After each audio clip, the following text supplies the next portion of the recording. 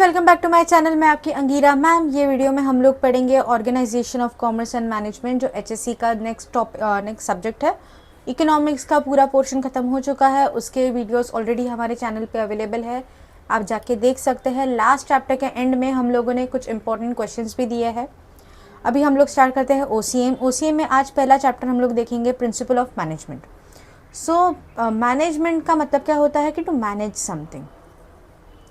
Principal of management, तो basically management का क्या होता है, मतलब टू मैनेज समथिंग, मतलब कुछ ना कुछ आप काम करते हो उसको मैनेज करना है। तो आप वो मैनेज कैसे करते हो? फॉर एग्जांपल ये लो, आपको स्टडीज़ करना है, तो स्टडीज़ आप किस हिसाब से करोगे? जैसे कि पहले प्लान करोगे कि किसके लिए स्टडी करना है, फिर उसके बाद उसके रिलेटेड नोट्स अरेंज करोगे, बुक्स अरेंज करोगे, फिर एक सिस्टमेटिक टाइम टेबल बनाओगे और उस हिसाब से आप वो काम करना शुरू करोगे। और वो काम पर्टिकुलर कितने डेज में मेरे को वो पढ़ाई कंप्लीट करनी है, या मेरे को रिविजन्स करने हैं, प्रैक्टिस पेपर सॉल्व करने हैं। तो ये सारी चीज़ें पहले मैं लिस्ट कर लूँगी कि मेरे को क्या क्या करना है।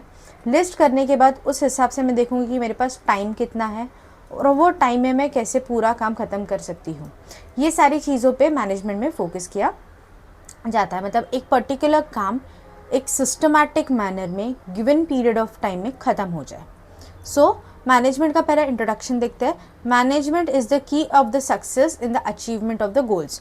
मतलब क्या कि मेरे को मेरे जो गोल्स हैं, मेरे को एक पर्टिकुलर गोल है। फॉर एग्जांपल ले लो, अगर मैं 12th स्टैंडर्ड में पढ़ रही हूँ तो मेरे को अच्छा मार्क्स स्कोर करना है, दैट इज़ माई गोल। सो वो गोल अचीव करने के लिए मैं कुछ काम करती हूँ, कुछ प्रोसेसिंग में, या एक पढ़ाई मतलब किस हिसाब से होगी, या फिर उसके नोट्स किस हिसाब से आएंगे, या फिर मेरे को किस हिसाब से आंसर लिखना है, ये सारी चीज़ इसमें देखी जाएंगे।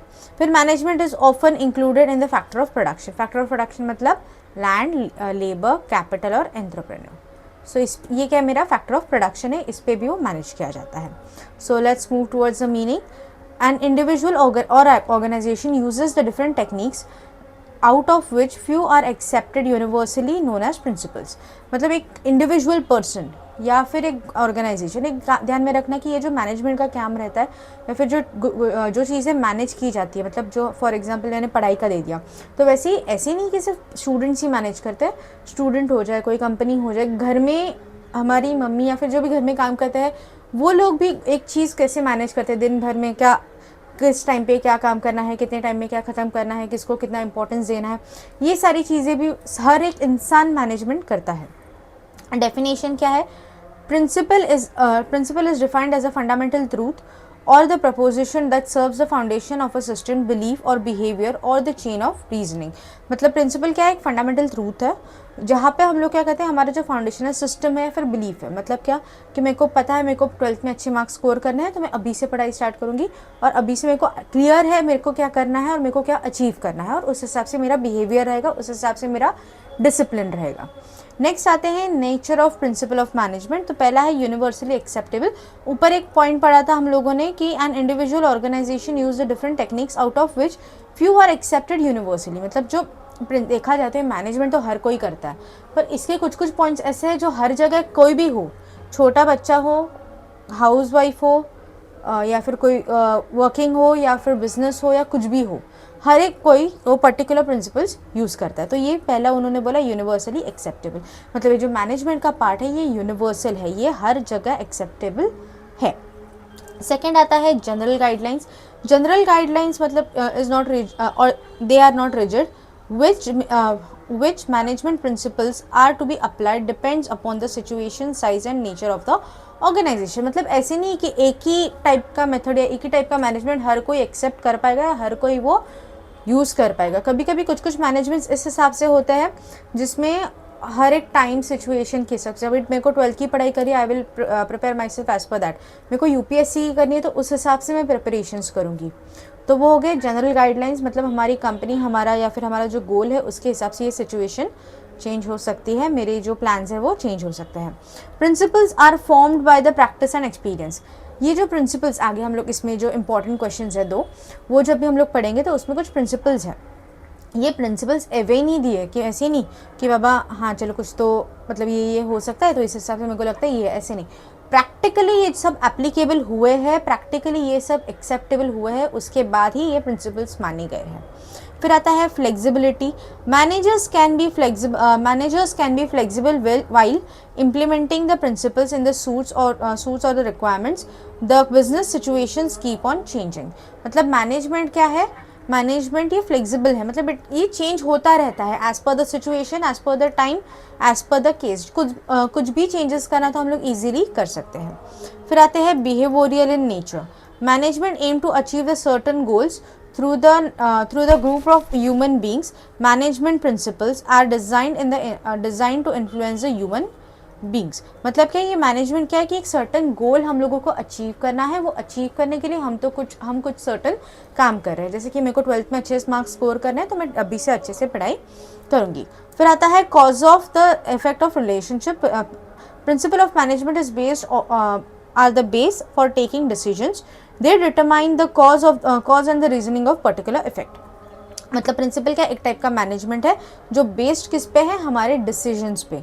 मतलब मैं डिसीजन लूँगी कि मेरे को क्या करना है, वो बेसिस पे मेरा मैनेजमेंट किस हिसाब से होगा वो डिसाइड होगा.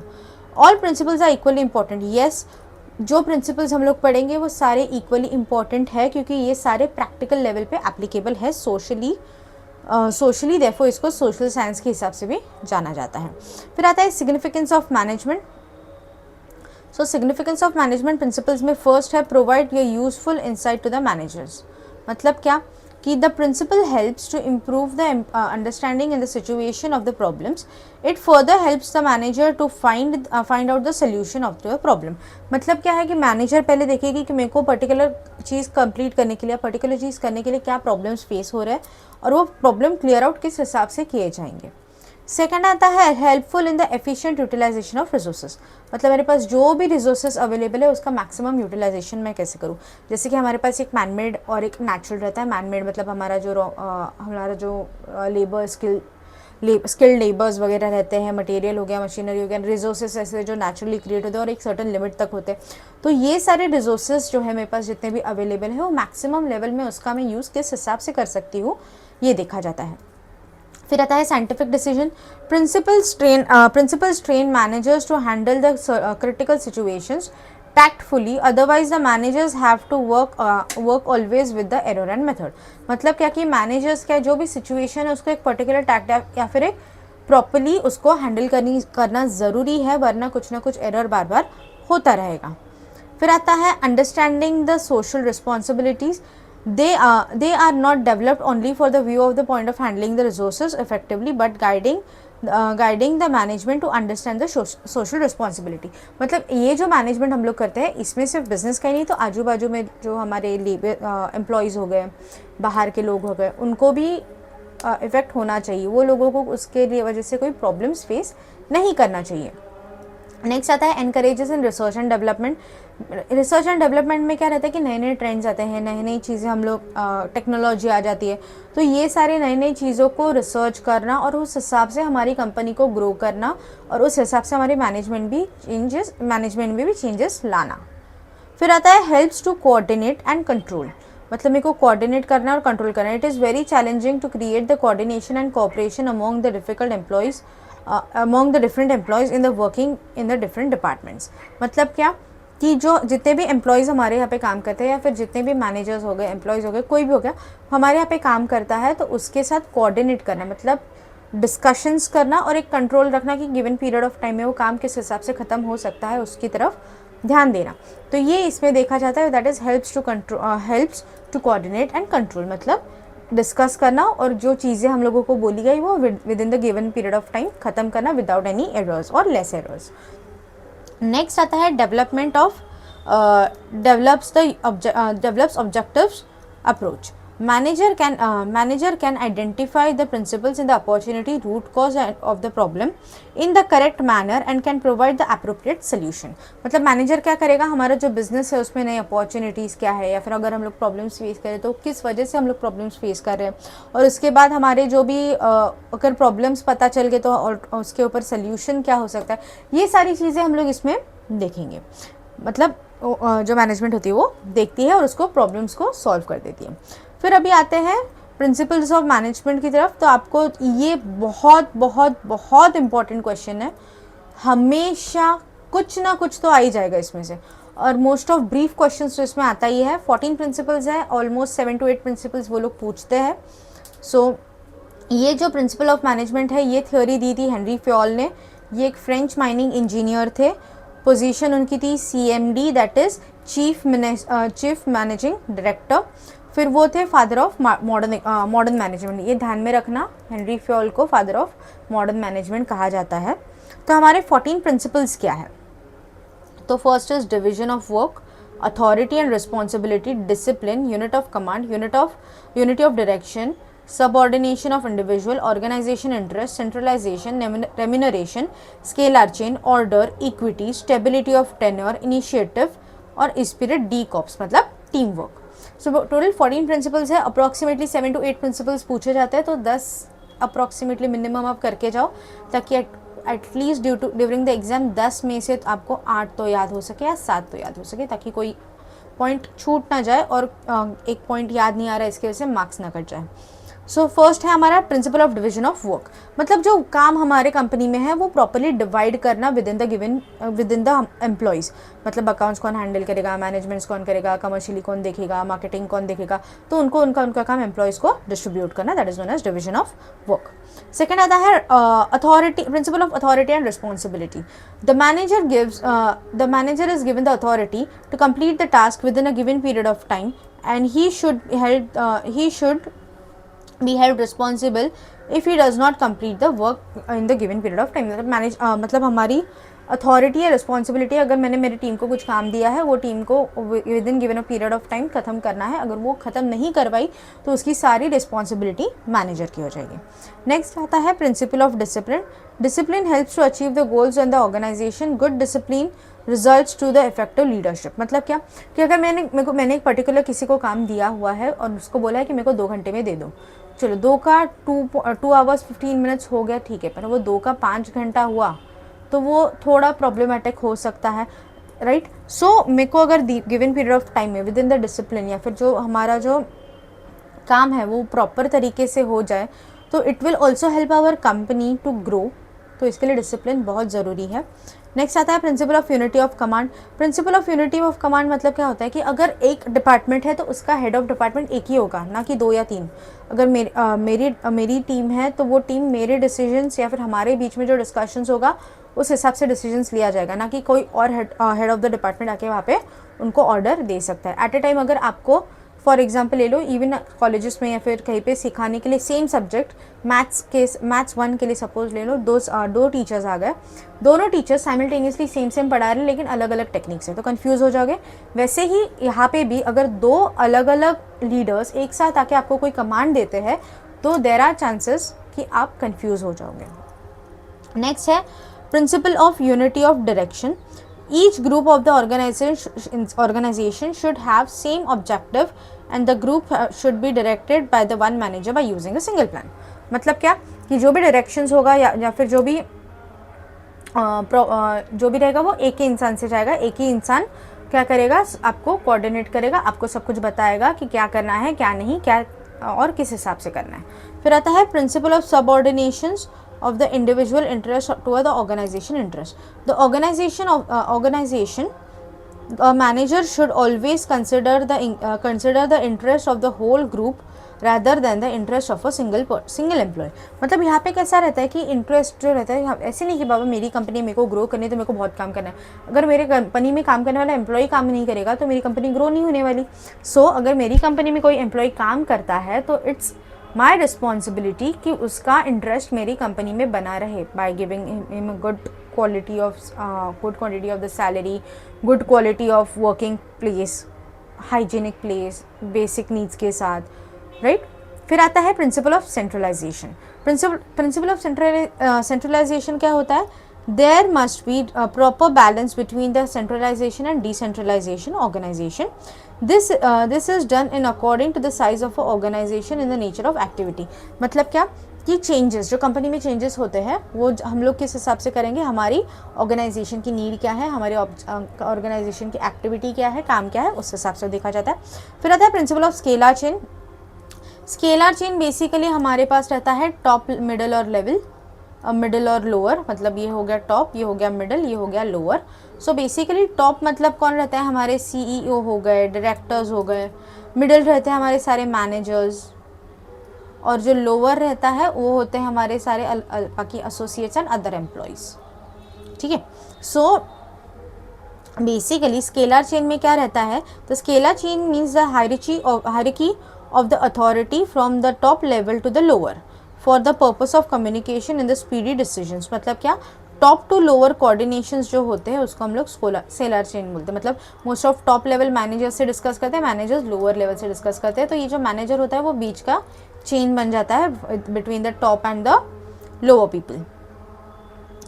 तो अभी विद इन द कंपनी अगर टॉप टू लो और लो टू टॉप होता है तो वो हो गया हमारा scalar chain. But for middle middle या लोअर लोअर, मतलब एम्प्लॉयज़ में अगर कुछ डिस्कशन वगैरह होता है तो उसको बोलते हैं गैंग प्लैंक। ठीक है। नेक्स्ट आता है principle of order, a place of everything, a place for everything and everything in its place. Human resource should be placed at the right place and the right on the right job. मतलब a place of everything and everything at its place, मतलब जो जहाँ है वहाँ उसकी जगह वही है। प्लेस ऑफ एवरीथिंग, जिसकी जहाँ पे जगह है, एवरीथिंग एट इट्स प्लेस, वो वही होना चाहिए। मतलब कि अगर मेरी कैपेसिटी है, मेरी कैपेबिलिटी है, मेरा कैलिबर एक पर्टिकुलर जॉब के हिसाब से, तो मेरे को वही जॉब मिलना चाहिए, ना कि कोई और ये सारी रिस्पॉन्सिबिलिटीज़ होती है एचआर की कि वो कोई अगर एम्प्लॉय के लिए आया कुछ भी काम हो तो वो पर्टिकुलर उसमें जो बेस्ट है उसको ही सिलेक्ट किया जाए। फिर आता है प्रिंसिपल ऑफ इक्विटी। इक्विटी मतलब सबको इक्वली ही करना, इक्वली ट्रीट करना। मतलब फॉर एग्जांपल ले लो, मेरे पास अगर अभी 10 लोग आ रहे हैं, ठीक है, एज ए एम्प्लॉयज़, तो वो 10 लोग अगर सेम फील्ड में हो, सेम जॉब प्रोफाइल हो, तो उनको सेम सैलरी मिलनी चाहिए, इक्वालिटी होनी चाहिए, ना कि एक को ज़्यादा एक को कम। हाँ, अगर उनके प्रोफाइल्स अलग है, उनकी कैपेसिटी अलग है, उनके कैलिबर्स अलग है, उनके पोजीशंस अलग है, तो वो सैलरी अप एंड डाउन हो सकता है। बट अगर यहाँ पे दो अगर मैनेजर है और दोनों का काम सेम है तो दोनों की सैलरी भी ऑलमोस्ट सिमिलर होनी चाहिए, इक्वालिटी होनी चाहिए। नेक्स्ट आता है principle of stability of the tenure. Principle of stability of tenure का मतलब क्या होता है, the manager should assure about the stability and the tenure of a job security which plays a very important role in creating the sense of belongingness among the employees. मतलब कि ये management का एक स्टेबिलिटी है जहाँ पे हमें job की एक सिक्योरिटी मिलती है, मतलब हम लोग जो भी जॉब करेंगे वो सिक्योर है। और उसके अलावा इसमें एक वेरी इंपॉर्टेंट रोल क्या है कि अगर मैं जॉब करी हूँ तो मेरे को क्या चाहिए, सिक्योरिटी। हाँ बाबा, कल जाके मेरे को इन्होंने निकालना नहीं चाहिए। तो इसके बारे में एक स्टेबिलिटी जो एम्प्लॉयज़ को प्रोवाइड की जाती है उसको हम लोग बोलते हैं principle of stability of tenure. फिर आता है टेन्योर। फिर आता है principle of initiative, the freedom to think and work in the new ideas encourages employees to take the initiative while working on the given task. मतलब क्या कि जब एक ग्रुप ऑफ पीपल एक साथ आते हैं और उसमें उनको फ्रीडम दिया जाता है कि पर्टिकुलर टास्क है, कौन उसको लीड करना चाहता है, कौन इनिशिएटिव लेगा कि ये काम खत्म करे। जैसे मीटिंग्स में ये मीटिंग का प्रेजेंटेशन कौन बनाएगा, वो प्रेजेंटेशन कौन देगा, इसके जो इनिशिएटिव्स दिए जाते हैं उसको बोलते हैं। फिर आता है principle of E spirit D cops, जिसको हम लोग बोलते हैं टीम वर्क। टीम वर्क मतलब क्या कि सारे लोग एक साथ आके एक पर्टिकुलर काम खत्म करते हैं, एक साथ एक टीम बन के, तो वो हो जाती है हमारी स्ट्रेंथ, यूनिटी। और उसी हिसाब से एक ऑर्गेनाइजेशन को रन करना चाहिए for the better development and growth. तो अभी ये हो गया फ्रेडरिक विल्सन के सारे प्रिंसिपल ऑफ मैनेजमेंट। दूसरे Frederick Wilson Taylor scientific management theory, scientific management theory भी है इसकी, जो दी है फ्रेडरिक विल्सन ने। एक सेकेंड, सॉरी, हाँ, ऊपर हेनरी फ्योल के 14 प्रिंसिपल्स से। अभी हम लोग देखेंगे साइंटिफिक मैनेजमेंट थ्योरी जो दिया है फ्रेडरिक विल्सन ने। Frederick Wilson was a Midvale steel work Philadelphia में, उनका वो चीफ इंजीनियर थे, उनको फादर ऑफ साइंटिफिक मैनेजमेंट बोला जाता है। हेनरी फ्योल को father of management and Frederick Wilson को फादर ऑफ साइंटिफिक मैनेजमेंट। ये दोनों में से एक ना एक ऑब्जेक्टिव में कहीं ना कहीं आ जाएगा। अभी आते हैं डेफिनेशन की तरफ।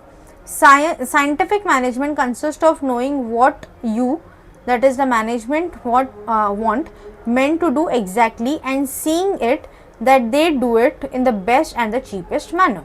मतलब कि साइंटिफिक मैनेजमेंट क्या है कि मेरे को जानना कि मेरी मैनेजमेंट क्या कर रही है और वो किस हिसाब से एग्जैक्टली कर सकती है एक चीपेस्ट, मतलब क्या कि लो कम टाइम में, कम पैसे में, कम रिसोर्सेस में, बट बेस्ट क्वालिटी प्रोवाइड कर पाए। तो इसके सिर्फ 6 प्रिंसिपल्स है। हेनरी फ्योल के 14 प्रिंसिपल्स है और इसके 6 प्रिंसिपल्स है। सो इसका अगर क्वेश्चन आया तो ये 6 के 6 आपको लिखना बहुत ज़रूरी है अभी। So first is science is not a rule of thumb, not rule of thumb मतलब क्या कि इसमें जो हमारे पर्सनल जजमेंट है या फिर जो मैनेजर्स है, Taylor insisted upon the scientific method is for the every small work.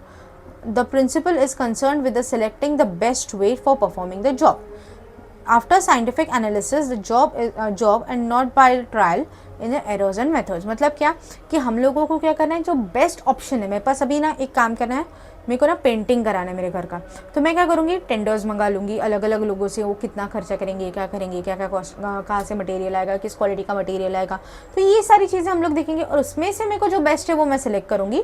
तो मैं प्रैक्टिस करके नहीं, एरर्स एंड फ्रॉड्स देख के नहीं, मैं उसमें से बेस्ट कैसे सिलेक्ट करूँगी, तो मेरा जो भी जॉब है और इस जो जॉब है या फिर एनालाइज करके, हाँ इसका काम अच्छा लग रहा है या फिर उसके जो भी पास्ट रिव्यूज़ रहेंगे वो देखूंगी, उसके हिसाब से मैं डिसाइड करती हूँ। नेक्स्ट है harmony not discord. Coordination will help the to minimize the conflict between them. Perfect understanding between the employees and the management will help to creating the healthy environment for achieving the desired goal। मतलब क्या, coordination का एक type का minimisation या फिर conflicts है, मतलब जो एम्प्लॉयज़ हो गए या फिर senior and junior employees, management and employees हो गए, तो उनमें जो भी कॉन्फ्लिक्ट्स होते हैं वो क्लियर आउट किस हिसाब से होंगे, डिस्कशंस करके। और मतलब ऑब्वियसली हर कंपनी है, कोई भी कंपनी हो, वो तो कंपनीज़ में कुछ ना कुछ इश्यूज़ तो क्रिएट हो जाते हैं, कुछ ना कुछ झगड़े हो जाते हैं, पॉलिटिक्स हो जाता है, तो वो टाइम पे ये सारी चीज़ें क्लियर आउट करके कंपनी को और आगे किस हिसाब से लेके जाए, ये जहाँ पे डिस्कस किया जाता है उसको हम लोग बोलते हैं हार्मनी नॉट डिस्कॉर्ड। नेक्स्ट आता है mental revolution. The principle focuses on the change in the attitude of the employees and the management towards each other. Both should realise the equal importance of the organisation. मतलब मेरा principal किस पे focus कर रहा है, मेरे attitude पे, कौन से, जहाँ पे मेरा एम्प्लॉय एंड मैनेजमेंट किस हिसाब से एक दूसरे से कोऑर्डिनेट करता है। नेक्स्ट आता है cooperative and non individualism. Management should always consider the suggestion given by the employees in the decision making process. Employees should be treated as an integral part of organization in all the respects. At the same time, employees should resist themselves for going on strikes, making the unnecessary demands for their management. मतलब क्या, corporation not individualism मतलब क्या, management क्या करती है, सभी employees का ध्यान रखते हुए उनके सारी चीज़ों पे वर्क करती है, जैसे उनका लीव्स हो गया, सैलरी हो गया, या उनके अलग अदर बेनिफिट्स हो गए इस पे। तो इसका ये पॉइंट का कहने का मतलब ये है कि अगर मैनेजमेंट इतना सोच रहा है तो एम्प्लॉयज़ जानबूझ के या फिर कोई due to some reason strike पे जाने के बदले वो बैठ के डिस्कस करके वो क्लियर आउट कर पाए। फिर आते हैं डिविजन ऑफ रिस्पॉन्सिबिलिटी। मतलब पर्टिकुलर मतलब लोअर मिडिल अपर लेवल के रिस्पॉन्सिबिलिटीज़ किस हिसाब से डिस्ट्रीब्यूट हो जाएंगे, कौन क्या काम करेगा, कितने गिवन पीरियड ऑफ टाइम में काम करेगा, ये सब होता है। फिर आता है development of employer and employees or the greater efficiency and the maximum prosperity. This principle states that the profitability and the best performance in the organization depends upon the skills, intelligence and capabilities of the employees. This can only be possible by providing the training and development programs. Employees are to the employees in the regular interval. Each and every employee should give the proper opportunity and efficiency for the maximum prosperity. मतलब development of the employer and employee क्या है, तो basically जहाँ पे हमारी जो company एक अलग अलग प्रिंसिपल से अलग अलग प्रॉफिट्स के बेसिस पे वर्क करती है, जिसमें हमारे अलग अलग स्किल्स हो जाए, मतलब कुछ नई चीज़ आगे से फायर के रिलेटेड बहुत सारे ट्रेनिंग्स दिए जाते हैं, वैसे एक एम्प्लॉई और एम्प्लॉयर के खुद के डेवलपमेंट के लिए अलग अलग यहाँ पे सेमिनार्स या फिर कुछ ना कुछ नॉलेजेस दिए जाते हैं, जिसमें से वो लोगों को खुद को डेवलप करने के लिए हेल्प हो सके। नेक्स्ट आता है techniques of scientific management. Technique of scientific management most of इसका कुछ ना कुछ शॉर्ट नोट में आ जाता है, मतलब वर्क स्टडी बोल दो या फिर टाइम स्टडी बोल दो, मेथड स्टडी बोल दो या फिर मोशन स्टडी बोल दो, फैटिग्यू स्टडी। तो बेसिकली ये जो पॉइंट्स है यहाँ पे हम लोग अभी पढ़ेंगे, तो ये सारे के सारे कुछ ना कुछ इसमें से शॉर्ट नोट में आ सकता है। फुल ब्रीफ बहुत रेयरली आता है टेक्निक ऑफ साइंटिफिक मैनेजमेंट का इसमें से, बट शॉर्ट नोट कुछ ना कुछ आ ही जाएगा। या तो वर्क स्टडी ज़्यादातर पूछा जाता है या फिर रिलेटेड टू फैटिग्यू स्टडी या फिर टाइम स्टडी, ये तीनों में से मोस्ट ऑफ कुछ ना कुछ एक आ ही जाता है. सो फर्स्ट है work study. Work study before allotting the work among the available employees, systematic study should be done by the management. Management मतलब क्या, कुछ भी वर्क स्टडी मतलब क्या, वर्क एम्प्लॉयज़ को काम देने के पहले एक सिस्टमैटिक स्टडी किया जाएगा मैनेजमेंट से कि हम लोग किसको क्या काम करेंगे देंगे, किसकी रिस्पॉन्सिबिलिटीज़ क्या होगी, कौन से एक्टिविटीज़ के हिसाब से वो वर्क किए जाएंगे. तो ये जो वर्क स्टडी किस हिसाब से होता है, तो मेरा time study, method study, motion study and fatigue study. So time study मतलब क्या कि एम्प्लॉयज़ गिवन जॉब कितने पीरियड ऑफ टाइम में ख़त्म कर सकते हैं, that is known as time study. Method study क्या होता है कि किस मेथड से, अभी एक काम करने के लिए अलग अलग मेथड्स होते हैं, तो उसमें से मेरी कंपनी को और मेरी एम्प्लॉयज़ को बेस्ट ऑप्शन क्या है जिसमें ज़्यादा टाइम भी ना लगे, ज़्यादा वेस्टेज भी ना हो, पूरा रिसोर्सेज का यूटिलाइजेशन भी हो जाए, तो वो मेथड को या वो प्रोसेस को हम लोग सेलेक्ट करके वो काम करेंगे, that is known as method study. फिर आता है मोशन स्टडी. मोशन स्टडी मतलब क्या होगा कि जिसमें हमारा जो स्टडी है वो मूवमेंट ऑफ एम्प्लॉयज़, मतलब कैपेसिटी कितनी है और वो कर कितना रहा है. जैसे कि every time it is not possible कि अगर मेरी कैपेसिटी है कि दिन के मैं 100 यूनिट्स प्रोड्यूस कर पाऊँ, रोज़ नहीं कर पाऊँगी, कभी ना कभी कम, कभी ना कभी ज़्यादा हो भी जाएगा. तो मेरे को जो भी काम दिया है वो किस स्पीड में, किस मोशन में है, मेरी कैपेसिटी जितनी उतनी हो रही है, उससे ज़्यादा हो रहा है, उससे कम हो रहा है, वो जहाँ पे देखा जाता है वो होता है मोशन स्टडी. फिर आता है फैटिग्यू स्टडी. फैटिग्यू स्टडी मतलब सिंपल वर्ड्स में अनसफिशिएंट ब्रेक्स. मतलब क्या कि क्या करेंगे, long working hours with insufficient breaks in the working tool, target pressure and the poor working condition leads to the fatigue. It reduces the efficiency of the management and the effect of the health of the management must certain measure to reduce the level of fatigue. मतलब क्या कि जहाँ पे ना pressure डाला जाता है, आप करो करो करो, हमारी कैपेसिटी 100 यूनिट्स की है पर वो लोग 120, 130, 140 मतलब 4 लोगों को काम 2 लोगों से करवा के लेना, तो ये हो गया फैटिग स्टडी. इसमें क्या होता है कि हेल्थ पे इफेक्ट करता है, कंपनी पे इफेक्ट करता है, उसके बाद हमारे जो गिवन पीरियड ऑफ टाइम में अच्छे से काम नहीं होता है, फिर इनसफिशिएंट ब्रेक्स भी उसके वजह से दिए जाते हैं. नेक्स्ट आता है standardisation of the tools and equipments on the basis of the experiment conducted at a place Taylor recommended to provide the standard tools of equipment, standard working environment and suggest the standard methods of the production to reduce the wastage and the spoilage. मतलब उनका कहने का मतलब क्या है कि जो भी हमारा काम है, जो भी हम मतलब बेसिकली हम अगर हम लोग कोई कंपनी पे काम करते हैं तो हम लोगों को अच्छी जगह with hygienic with a clean place, अच्छा सा एक ऑफिस वगैरह मिले जहाँ पे हम लोग अच्छे से काम कर पाए. ठीक है. Recommended to provide the cost tools and equipments for the standard of working employ. मतलब मेरा जो आजू बाजू का एनवायरनमेंट है वो अच्छे से काम कर पाऊँ वैसा होना चाहिए, ना कि अनहाइजीनिक, अनक्लीन और प्रॉपर जगह नहीं है, ऐसा नहीं, अच्छी जगह होनी चाहिए. नेक्स्ट आता है scientific task setting. The technique of scientific task setting is useful for restraining the employees doing the work much below their strength and capacity. The technique helps employee to complete the job according to the standards given. The management can keep the control on the optimum use of available labour. मतलब ये क्या है scientific task setting, मतलब क्या कि जहाँ पे हम लोग क्या करते हैं, एम्प्लॉयज़ को एक पर्टिकुलर टास्क देते हैं उनके स्ट्रेंथ एंड कैपेसिटी के हिसाब से. अगर मेरी 100 यूनिट्स की कैपेसिटी है, मेरे को 100 यूनिट्स देंगे प्रोड्यूस करने के लिए, किसी की 120 होगी तो उसको 120 देगी, किसी की सिर्फ 80-70 होंगी तो उनको उस हिसाब से मिलेंगे. तो हम लोग मतलब एम्प्लॉयमेंट वही करते हैं कि साइंटिफिकली किसकी कैपेसिटी है उस हिसाब से उसको काम दे दो. फिर आता है साइंटिफिक सिलेक्शन एंड ट्रेनिंग. मतलब क्या कि जॉब अगर मेरे को करना है तो जॉब करने के लिए मेरे को पहले वो लोग क्या करेंगे, वो लोग मेरा इंटरव्यू लेंगे, उसके बाद मेरे को सिलेक्ट करेंगे, मेरे को ट्रेनिंग देंगे, फिर उसके बाद वो ट्रेनिंग कंप्लीट होने के बाद मेरे को वो जॉब में रिज्यूम करेंगे. नेक्स्ट आता है functional organisation. Taylor suggests that the planning should be separated from implementation. He further suggested the planning of the work and the actual work should be done by the different set of people. He recommended 8 foremen control for the various parts of production. मतलब क्या कि एक proper planning करना है कि क्या काम होगा, किस हिसाब से होगा, किस लेवल पे होगा, डिफरेंट सेट्स पे होगा, और उसके बाद उसमें हमारे जो अलग अलग प्रोडक्शन के कंट्रोल्स रहेंगे. तो उसमें अभी देखते हैं इसमें 2 लेवल रहते हैं, प्लानिंग लेवल और इम्प्लीमेंटेशन. प्लानिंग मतलब क्या कि प्लान करना, मेरे को 12th में अच्छे मार्क्स लाने हैं तो पढ़ाई करना है, ये नोट्स बनाने हैं, ये ये क्वेश्चन पेपर सॉल्व करने हैं, ये सारा मैंने प्लान कर लिया। और इम्प्लीमेंट मतलब क्या, ये सारी चीज़ें मैं प्रैक्टिकल लेवल पे करने लग रही हूँ। फिर अभी प्लानिंग लेवल पे क्या क्या आएगा, तो फर्स्ट है रूट क्लर्क।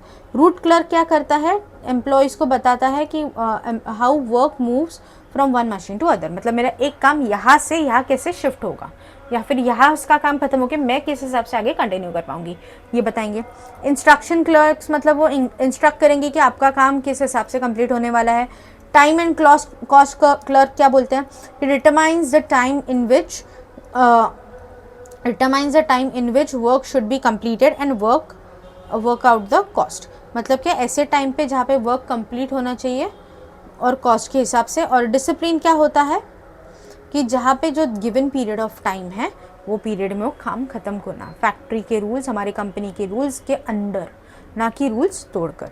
अब ये इम्प्लीमेंट कैसे करेंगे, अभी ये तो हो गए बाबा प्लानिंग करते वक्त मेरे को देखना है कि क्या करना है, किस हिसाब से करना है, एक प्रोडक्ट यहाँ से वहाँ कैसे जाएगा, डिसिप्लिन कैसे रहेगा, रूल्स में कैसे काम करना है, ये सारी चीज़ें आ गई प्लानिंग में। अभी इम्प्लीमेंटेशन में 4 टाइप ऑफ बॉस है, that is gang boss, speed boss, repair boss, inspector boss.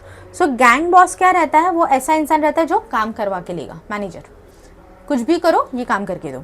Speed boss वो हमारी स्पीड को डिटेक्ट करेगा, अगर मेरी कैपेसिटी 100 की और मैं 70 और 50 अगर प्रोड्यूस करी तो वो देखेगा और मेरे को बोलेगा कि तेरी कैपेसिटी ज़्यादा है तो ज़्यादा कर। फिर आता है रिपेयर बॉक्स, कुछ मिस्टेक्स हो जाते हैं, कुछ ना कुछ चेंजेस करने पड़ते हैं, मशीनरी में कुछ इश्यूज आ गए, तो ये सारी चीज़ें जो रिपेयर करते हैं वो होते हैं रिपेयर बॉस। और फिर आते हैं इंस्पेक्टर्स, जो इंस्पेक्ट करते हैं जो मैंने काम किया है वो करेक्ट किया है या नहीं किया है, ये इंस्पेक्ट जो लोग करते हैं उनको बोलते हैं इंस्पेक्टर्स। फिर आते हैं डिफरेंशियल पीस। डिफरेंशियल पीस मतलब क्या कि जहाँ पे अलग अलग, मतलब हमारे जो वेज रेट प्लान्स रहते हैं, मतलब एम्प्लॉयज़ को किस हिसाब से पैसा मिलेगा, क्या मिलेगा। So rate wage plan, that is under this technique management fixes the standard quantity of production. The employees who produce more than the standard output is to be paid the remuneration higher at the rates, and those who produces less than the standard output should be paid remuneration at the lower rate.